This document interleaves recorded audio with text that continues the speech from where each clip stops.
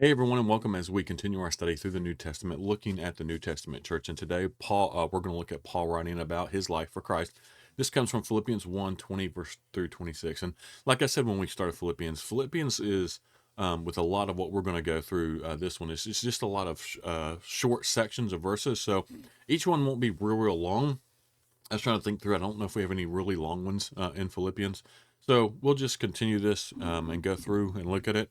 Look at 4 or 5 verses, 6 verses at a time, and then go through the notes. And again, a lot of these don't have a ton of notes, nothing real deep into them, because some of it's just really self-explanatory. But we'll look at it as we go through. So Philippians 1:20 through 26 says, For I fully expect and hope that I will never be ashamed, but that I will continue to be bold for Christ as I have been in the past. And I trust that my life will bring honor to Christ whether I live or die. For to me, living means living for Christ, and dying is even better. But if I live, I can do more faithful works for Christ. So I really don't know which is better. I'm torn between the two desires. I long to go and be with Christ, which would be far better for me. But for your sakes, it is better that I continue to live. Knowing this, I am convinced that I will remain alive, so I can continue to help all of you grow and experience the joy of your faith. And when I come to you again, you will have even more reason to take pride in Christ Jesus because of what He is doing through me. And so, Paul, kind of is almost like this reflective in his writings. It's like what he's thinking about. Comes out in his writing, and he kind of reflects on his life for Christ, and he's like, well, dying's even better, and the truth is he's correct, right?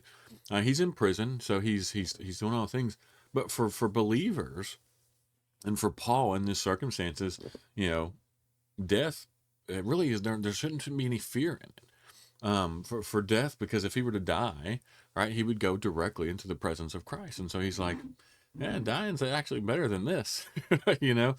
But we forget that sometimes. There's a lot of fear in death, especially in the American culture. It's interesting. There's a lot of cultures where death is there's more. It's more of a celebration. It's not so much feared as it is.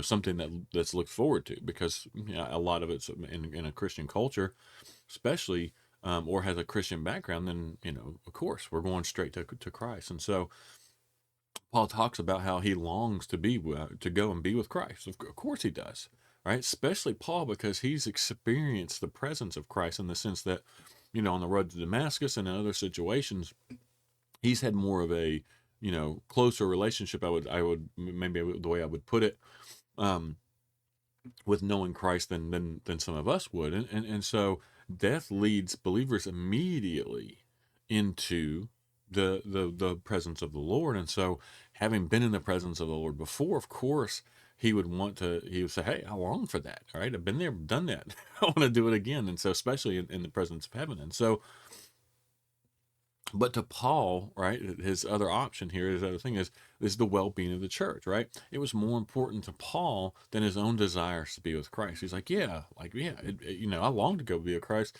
but I want to be with you. I need to be with you because it's beneficial for you. And he says that way I can experience the joy of your faith. Believers are encouraged to find joy even in the midst of suffering. And so, the way Paul writes this, and really it's like some of his thoughts, I feel like coming out in his writings is like, man, I really, it's like, man, I really long to go and be with Christ. Dying's even better than sitting here in this prison.